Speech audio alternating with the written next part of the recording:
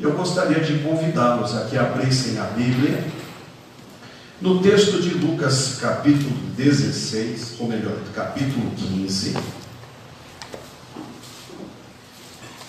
E eu procurarei falar sobre um outro assunto que raramente tem sido pregado quando estas linhas são lidas. E espero em Deus que o Espírito Santo edifique o nosso coração. Ok? Lucas capítulo 15. É um texto relativamente longo, mas nós vamos acompanhar esta leitura para sentirmos exatamente o que ele tem a nos dizer dentro das observações que eu gostaria de fazer. Lucas capítulo 15, a partir do verso de número 11. Assim diz a palavra do Senhor. Jesus continuou: certo homem tinha 2 filhos. O mais moço deles disse ao pai: Pai, dá-me a parte dos bens que me cabem. E ele lhes repartiu os haveres. Passados não muitos dias, o filho mais moço, ajuntando tudo que era seu, partiu para uma terra distante e lá dissipou todos os seus bens, vivendo dissolutamente. Depois de ter consumido tudo, sobreveio àquele país uma grande fome, e ele começou a passar necessidade. Então ele foi e se agregou a um dos cidadãos daquela terra, e este o mandou para os seus campos a guardar porcos. Ali desejava ele fartar-se das alfarrobas que os porcos comiam, mas ninguém lhe dava nada. Então, caindo em si, disse: quantos trabalhadores de meu pai têm pão com fartura, e eu aqui morro de fome. Levantar-me-ei e irei ter com meu pai, e lhe direi: Pai, pequei contra o céu e diante de ti, já não sou digno de ser chamado teu filho. Trata-me como um dos teus trabalhadores. E levantando-se foi para seu pai. Vinha ele ainda longe, quando seu pai o avistou e, compadecido dele, correndo, o abraçou e beijou. E o filho lhe disse: Pai, pequei contra o céu e diante de ti, já não sou digno de ser chamado teu filho. O pai, porém, disse aos seus servos: trazei depressa a melhor roupa, vestiu, ponde-lhe um anel no dedo e sandálias nos pés. Trazei também e matai o novilho cevado, comamos e regozijemo-nos, porque este meu filho estava morto e reviveu, estava perdido e foi achado. E começaram a regozijar-se. Ora, o filho mais velho estivera no campo, e quando voltava, ao aproximar-se da casa, ouviu a música e as danças. Chamou um dos criados e perguntou-lhe o que era aquilo. E ele informou: veio teu irmão e teu pai mandou matar o novilho cevado, porque o recuperou com saúde. Ele se indignou e não queria entrar. Saindo, porém, o pai procurava conciliá-lo. Mas ele respondeu ao seu pai: há tantos anos que te sirvo, sem jamais transgredir uma ordem tua, e nunca me deste um cabrito sequer, para alegrar-me com os meus amigos. Vindo, porém, este teu filho, que desperdiçou os teus bens com meretrizes, tu mandaste matar para ele o novilho cevado? Então lhe respondeu o pai: meu filho, tu sempre estás comigo, tudo que é meu é teu. Entretanto, era preciso que nos regozijássemos, e nos alegrássemos, porque esse teu irmão estava morto e reviveu, estava perdido e foi achado. Os irmãos já devem ter ouvido inúmeras mensagens a respeito desse texto. Um texto rico o bastante para ter lições preciosas e inesgotáveis para a nossa vida o tempo todo. Há hinos que contam esta história, há cantatas lindas que contam esta história, e todos conhecem bem esta parábola do filho pródigo. Nós a chamamos de parábola do filho pródigo, porque a maior quantidade de mensagens do texto aborda o filho mais novo que sai de casa. Fala a respeito do rebelde que abandona a casa paterna. Fala do menino mais novo, inexperiente, que quer fazer as coisas de sua própria cabeça, com a sua própria índole, e quando ele vê que está longe e a felicidade acabou, ele se lembra que era feliz e não sabia. E ele anda por terras estranhas e não se acostuma, como disse o poeta: eu não me acostumei às terras onde andei, e volta para casa. Mas há outras mensagens que abordam o outro filho, e eu ouso dizer aos irmãos que este era o propósito de Jesus, mais especificamente quando contou esta parábola. Porque se olharmos para o contexto onde Jesus fala a respeito deste assunto, ele está falando com judeus irados que não aceitam o seu ministério e que não aceitam que ele ande com pecadoras e com prostitutas, etc. E Jesus então conta a história do pai com 2 filhos, sendo que o filho mais velho seria Israel, e o filho mais novo os pecadores perdidos e os gentios. E que o pai agora, através da nova aliança, incluiria esses pecadores e esses gentios no seu bojo, e que Israel estava enciumado, porque não admitiam a entrada de outras pessoas no reino de Deus, que não fossem pessoas israelitas, pessoas judias. Hoje eu não gostaria de falar nem sobre o primeiro tema, que aborda o filho mais novo, e nem o segundo tema, que aborda o comportamento do filho mais velho. Eu gostaria de falar do terceiro tema, contido no texto, extraído do texto, que fala sobre o pai. Não sei se já ouviram alguma mensagem sobre isto, mas foi Jesus quem contou esta parábola, e na parábola o pai é o próprio Deus. Mas enquanto ele conta a parábola, ele qualifica esse pai com uma série de virtudes e com uma série de comportamentos que muito ajudariam os pais atuais e também as mães e os candidatos a pais e mães para o futuro, porque é o próprio Senhor Jesus quem nos conta sobre estes detalhes a respeito da vida do pai. E como nós estamos no mês da família, achei por bem falar a respeito do pai e do filho pródigo. A primeira coisa que eu gostaria de falar sobre este pai do filho pródigo é que ele dialogava com os seus filhos, conforme encontramos no verso 12. O filho vai e fala com o pai: pai, dá-me a parte da minha herança.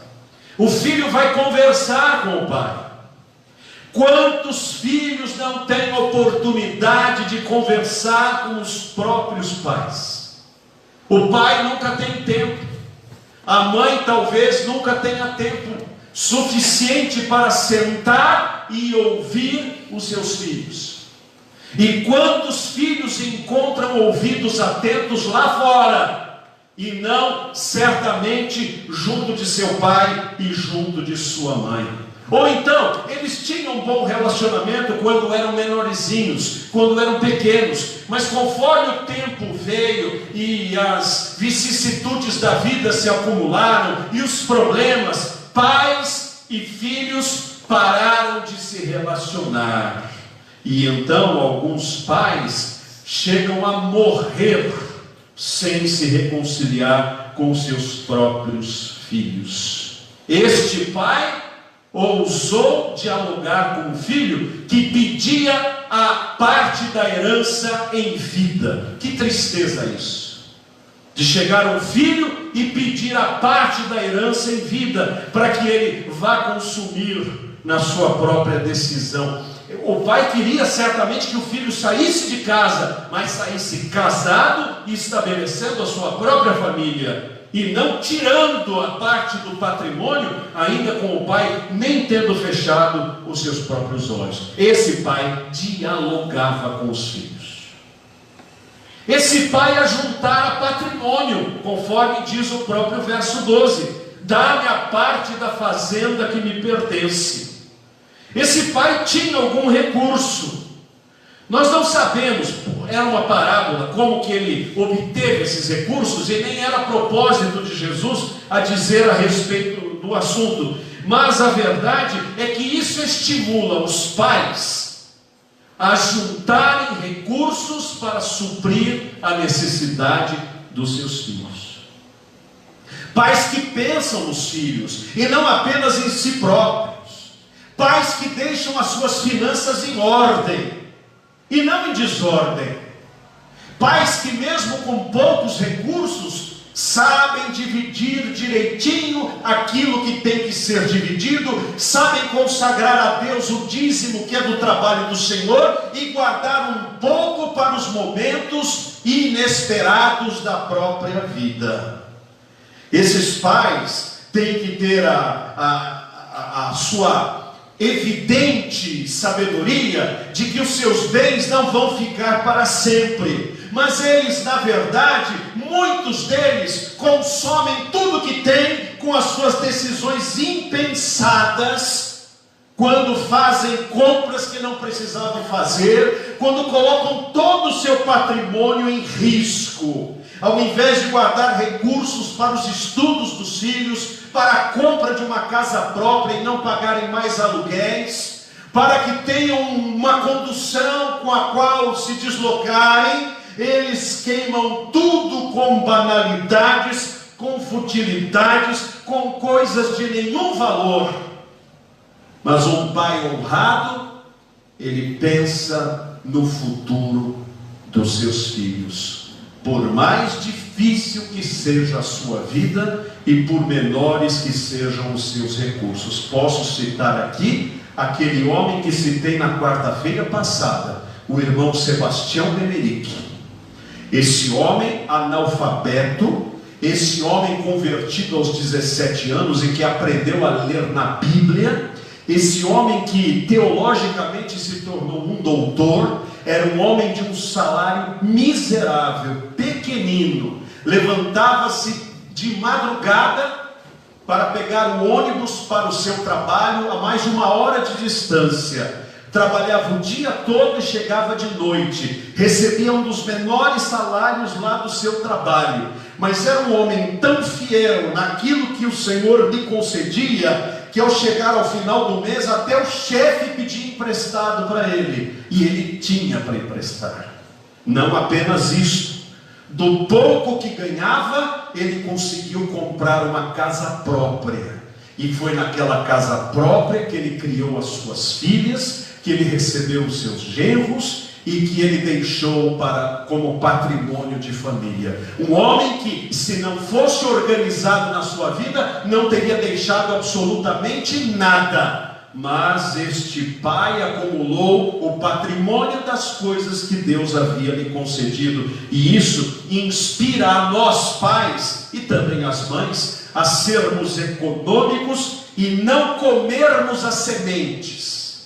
Sementes são feitas para semear, não para fazer sopa delas. Muitos de nós, ao invés de investirmos, gostamos de queimar tudo mas não é assim que este pai se comportava.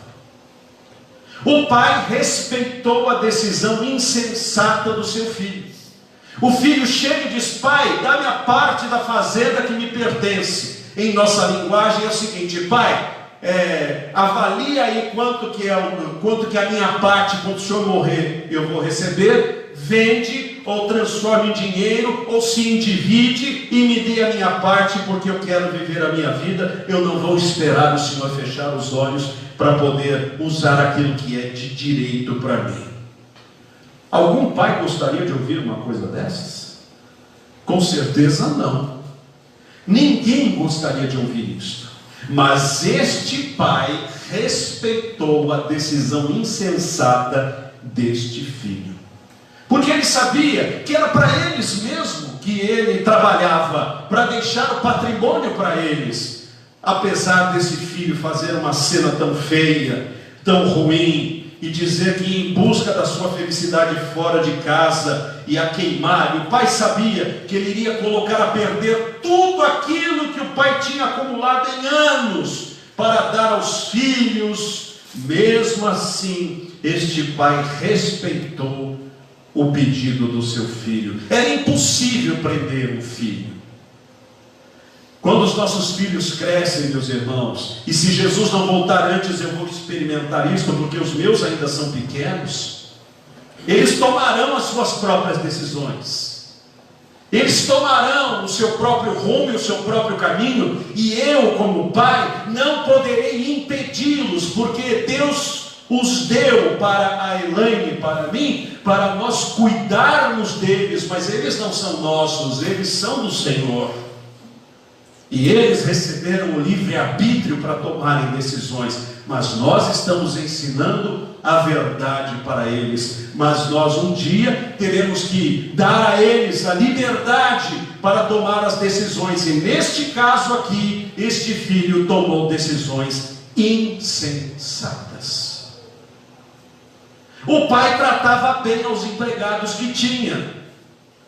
Lembram-se quando esse filho já estava passando fome e estava lá desejando comer as alfarrobas dos porcos? Alfarroba é um tipo de grão, é um tipo de fruto que se dava para os porcos, que não tinha gosto de nada, era um cacau sem gosto algum, conquanto tivesse o seu poder nutritivo, como o Napier, lá na fazenda, lá da irmã Rose, né? O seu Ricardo planta o Napier, que, conquanto não seja uma cana qualificada para outras coisas, serve bem para manter a saúde do gado, não é isso, irmã Rose? A mesma coisa a alfarroba, aquilo não era para humanos comerem, mas esse rapaz, que gastara tudo que tinha, ele lembrou-se que na casa do pai dele, os colonos da fazenda, e eu sei que tem gente aqui que morou em fazenda, como a minha mãe morou em fazenda. Eu não morei em fazenda, mas a minha mãe contava das fazendas onde ela havia morado, onde ela havia nascido e tudo mais. Diz o texto que o rapaz lembrou-se dos colonos da fazenda do pai, e lembrou-se que não faltava nada. Tinha comida em abundância. Por quê? Porque o pai tratava bem aos empregados. Que lembrança boa o filho teve de saber que o pai era um homem bom, um homem generoso, um homem justo, não um homem sovina. Quantos de nós temos domésticas em casa ou diaristas em casa, e ao invés de sermos generosos com estas pessoas, nós tratamos assim, só o que a lei manda, nem 1 milímetro a mais, falta o carinho que deveríamos dar. Alguns têm empregados, alguns têm funcionários, e aquilo que a gente faz pelos funcionários reflete muito o que nós temos dentro do próprio coração. E o filho lembrou-se: o meu pai era um homem generoso, porque na mesa do empregado do meu pai, eu jamais passaria fome, porque meu pai era um homem bom. Não precisamos ter empregados para sermos pessoas generosas, para que os nossos filhos reconheçam em nós generosidade, bondade, um coração aberto para ajudar quem precisa. Não pessoas que queimam o dinheiro à toa ou são ludibriadas por outras, mas que são justos e generosos para com as outras pessoas. Seu pai era digno de respeito. Sabe por quê? Porque esse menino, a gente chama de menino, mas era um homem feito. Esse homem, ali no meio dos porcos, tratando de porcos, quando Deus disse que não era para cuidar de porcos, porque Deus orientou a Israel que era pecado cuidar de porcos, mas foi isso que ele foi. O mundo só nos dá o que não presta. Hoje nós podemos comer carne de porcos sossegadamente, porque Deus santificou aquilo que era imundo, conforme lemos no livro de Atos dos Apóstolos, naquela visão que o apóstolo Pedro teve de um lençol que veio com todos os animais, e Deus disse: mata e come. Ele disse: eu não ponho comida imunda na minha boca. Deus diz: não chame imundo aquilo que Deus já purificou. Mas naqueles tempos era pecado comer aquela carne, e foi lá aonde ele estava. Mas quando ele se lembra de falar com o pai, ele não pensa assim: vou chegar para o meu pai e falar: aí velho, aí meu, fala aí, eu estou voltando para casa, tá? Você vê se me dá aí um cômodo e tal. Falando com seu pai sem respeito. Não, ele diz assim: irei ter com meu pai e lhe direi: pai. Quer dizer, ele vai formalmente pensando como que ele vai falar com o pai, porque o seu pai era um homem digno de respeito.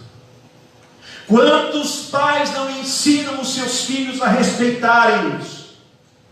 Quantos pais deixam os filhos tratarem-nos de iguais, e depois, quando crescem, vão maltratá-los? Não há mais a hierarquia de valores dentro de casa, onde filho e filha devem respeitar o pai e a mãe como pai e mãe, hierarquicamente. Mas esse pai era digno de respeito, porque certamente conquistou o respeito dos seus filhos, até dele. Até deste filho desviado, o filho tinha respeito pelo pai, porque se fosse voltar, não voltaria de qualquer jeito. Se fosse voltar, ele teria palavras para dizer para o pai, palavras certas, palavras pensadas, palavras montadas. Não era de qualquer jeito que ele faria isso. Nós devemos passar para os nossos filhos uma vida de dignidade, e que eles olhem para nós com respeito, não com medo, porque respeito não se conquista com a guasca, com o chicote. Respeito se conquista com o exemplo e com a seriedade dos seus próprios valores. Contava-nos aquele John Dayton, que foi missionário nas Ilhas Hébridas, que uma das cenas que mais marcou a sua vida era do seu pai, Tiago, que todos os dias celebrava na sua casa o culto doméstico, cantava um hino e fazia uma oração. E mais ainda, no dia em que os filhos tinham que tomar uma boa cintada, antes daquele momento o pai entrava na sua choupana de oração e chorava diante de Deus por ter que fazer isto por amor dos seus filhos. Dizia John Peyton: doía mais em nós ouvir o choro do pai em oração, porque teria que nos corrigir, do que a própria correção em si. Porque era um homem digno de respeito, e nós precisamos nos tornar homens e mulheres dignos de respeito. Agora, esse pai também era um homem cheio de esperança. Ele tinha esperança da recuperação do seu filho, porque no verso de número 20 diz o texto que quando o filho estava vindo lá embaixo no estradão, o pai conseguiu detectá-lo e vê-lo. Ele não esperou que o filho viesse na porta, batesse, tocasse campainha, mandasse alguém chamar. Não, o pai olhava para aquela estrada. Quantas vezes esse pai deve ter olhado para o estradão, esperando que um dia o seu filho fosse apontar voltando para casa. E aqui vai um detalhe interessante: o pai não foi atrás dele, obrigando-o ou colocando-o numa jaula enquanto ele estava rebelado. O pai manteve-se na sua postura, mas o pai esteve o tempo inteiro com o coração aberto, esperando o regresso do seu filho perdido. Ele não queria o filho a qualquer custo. Ele queria o filho arrependido. Ele queria o filho quebrantado. Por isso ele esperava por uma transformação. O pai sabia que se um dia o filho aparecesse na estrada, é porque algo tinha acontecido no seu coração. Será que nós somos assim também? Será que nós perdemos a esperança com um filho perdido, com uma filha perdida? Aquela esperança do pai já não é mais nossa. Nós nem olhamos mais para a estrada, porque nós dizemos: isso não vai acontecer, porque ele não vai voltar, ou ela não vai voltar. Mas não foi o caso daquele pai. Aquele pai tinha esperança. Por isso eu quero dizer a você que é pai ou é mãe, e que tem um filho rebelado contra a palavra de Deus, ou contra você, ou contra a família: não perca as esperanças, porque Deus nos mostra um pai que jamais perdeu a esperança e teve o coroamento da sua esperança quando esse filho apareceu pela estrada.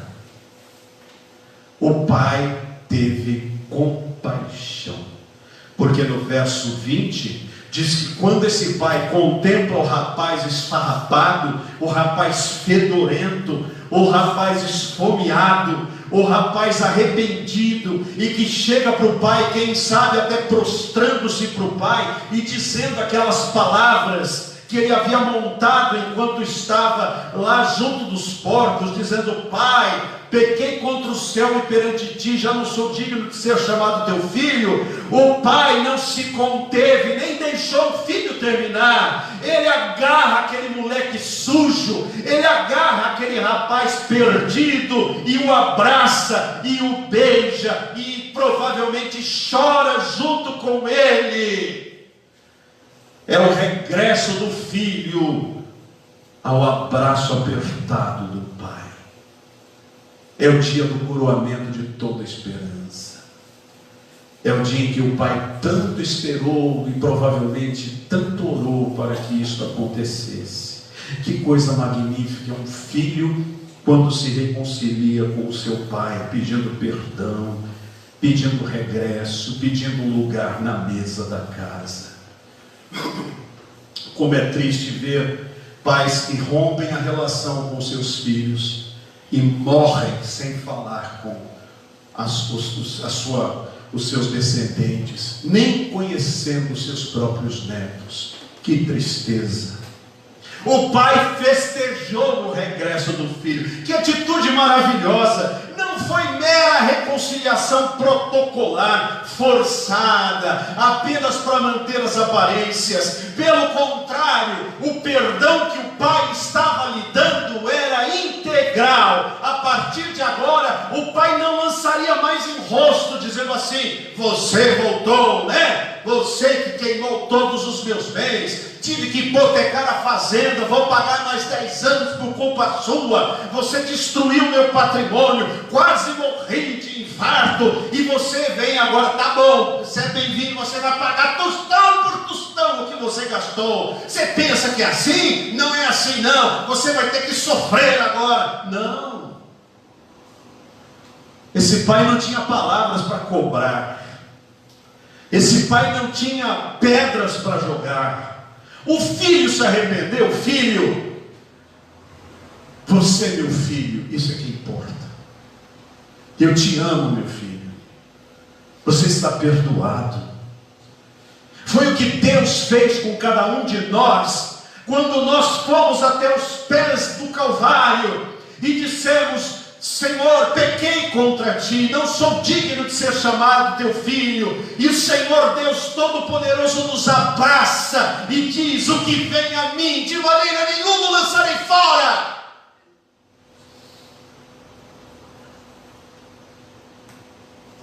Sublime amor, o amor de Deus, que a lira não traduzirá. O amor de Deus é grande o bastante para, quando olhar para o nosso rosto, não lançar na nossa cara os nossos erros, e para dizer: não, eu te perdoei. Isso não vai ocupar mais o meu pensamento. Quanto vale um filho? Quanto vale uma filha? Qual o custo deles? Quando eles voltam, não temos que cobrar dinheiro, porque uma alma salva vale mais do que o mundo inteiro. Esse pai fez festa. Nós, se formos pais nestas condições, devemos também festejar. Mas o pai também conversa com o filho enciumado, porque se consertou de um lado, estragou do outro. Um entra pelo portão, o outro sai pela janela. Um vem, se reconcilia e é reintegrado, e o outro escapa e diz: nesta casa não entro mais. Por quê? Porque este filho não gastou os bens do pai. Este filho não saiu a desperdiçar o patrimônio.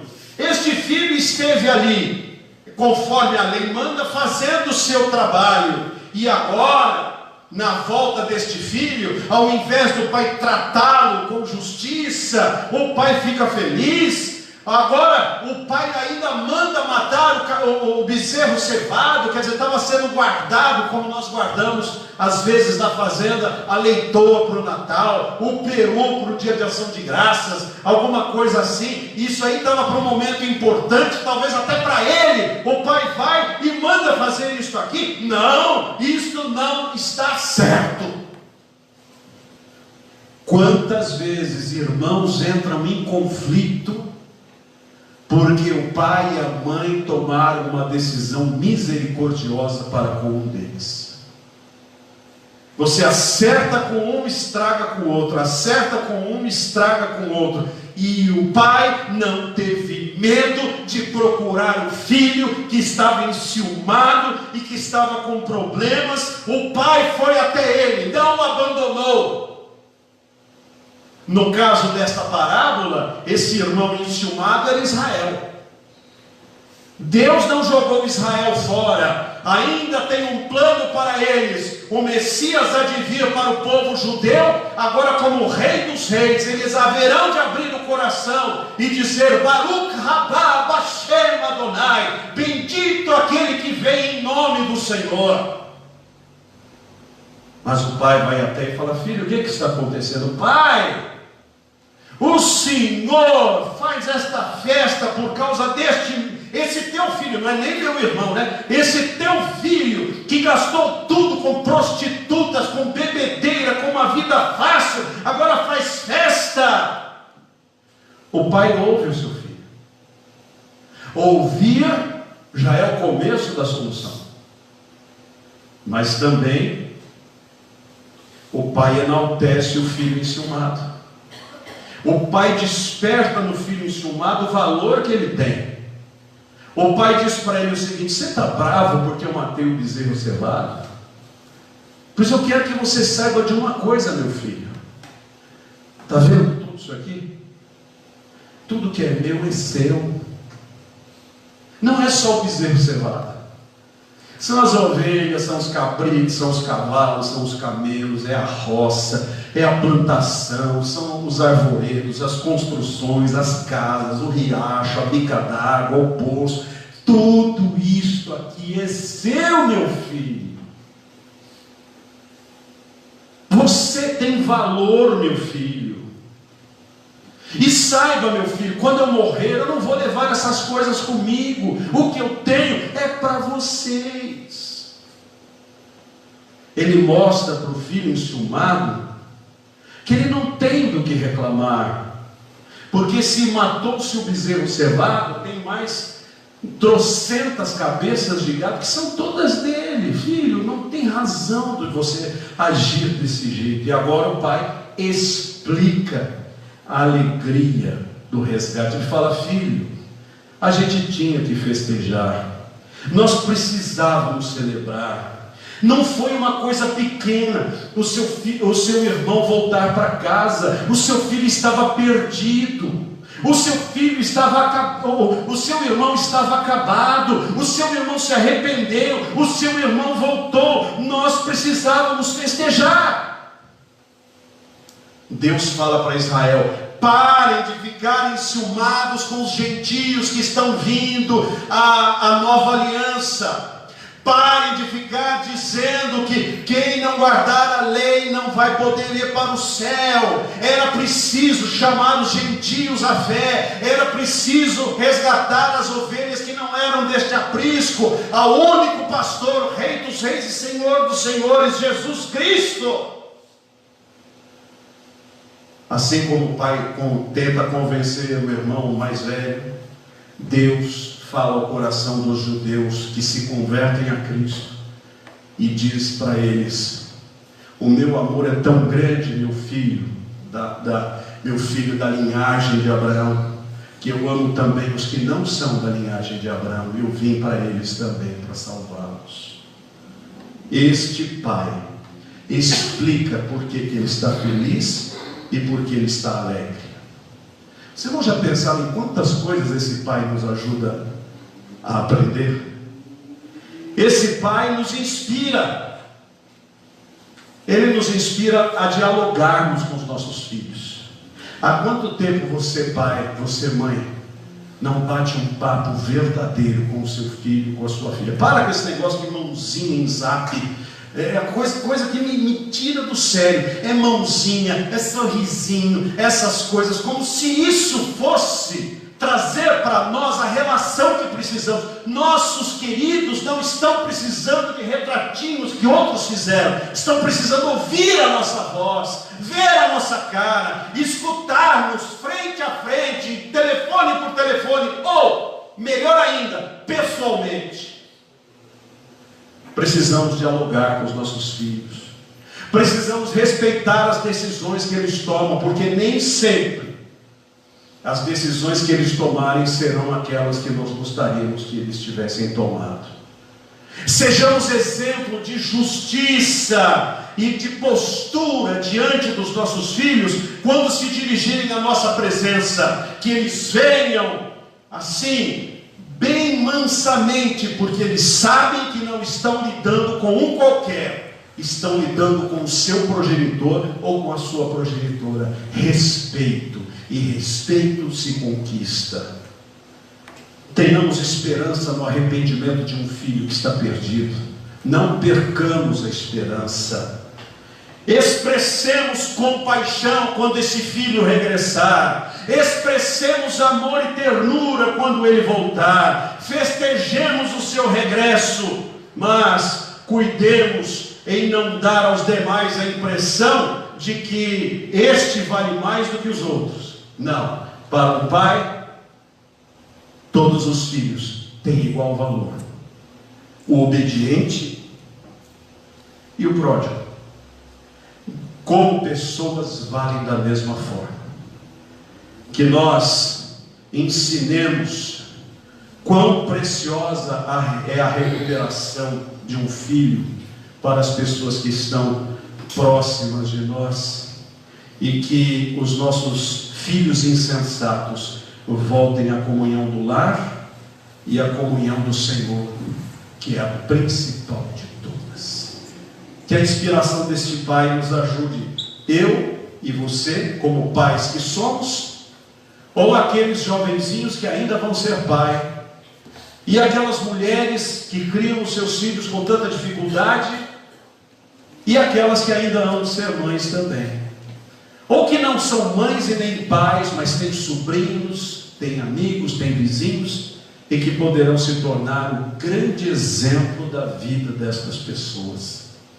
Que o Espírito Santo nos fortaleça, e que o exemplo do pai e do filho pródigo marque o nosso coração profundamente, em nome de Jesus. Amém. Amém. Vamos ficar de pé para orar. E eu vou pedir, deixa eu ver para quem que eu vou pedir hoje para fazer esta oração. Vou pedir para o Marcos Risato e também para a irmã Rose. Por favor, leve o microfone lá. Primeiro para a irmã Rose, depois para o Marcos Risato, para orarem para que Deus aplique a sua palavra no nosso coração.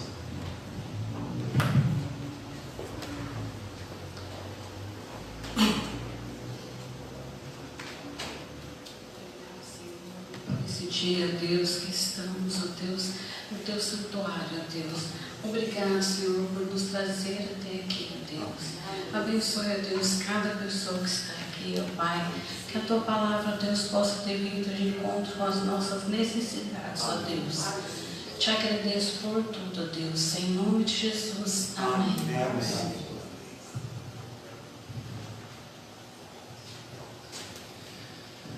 Senhor Deus grandioso, Pai, muito obrigado por essa palavra, Pai. Aqueles que aqui estão e aqueles que acompanham, Pai, através da internet, Senhor. Como é edificante, Pai, como é bom ouvir, Pai, a sua palavra e que como é bom, Pai, poder senti-la, Senhor. Ver que às vezes nós tomamos decisões erradas, mas que a tua palavra viva, se nós dermos ouvido, Senhor, a ela, nós podemos mudar e ser, Pai, espelho, Senhor, para nossos filhos, Pai. Ser aquilo, Senhor, que o Senhor realmente quer que sejamos, Pai. Que nós possamos, meu Pai, olhar, Senhor, para Ti como esse espelho, Pai. Que nós possamos entender esse propósito de pai, de mãe, de família, Senhor. E que essa palavra venha entrar nos nossos corações, Senhor. Que seja a verdade, Senhor, a única verdade para nós. É isso que eu peço, Senhor, que nós possamos ser grandiosos pais e mães. Que assim seja, em nome de Jesus. Amém.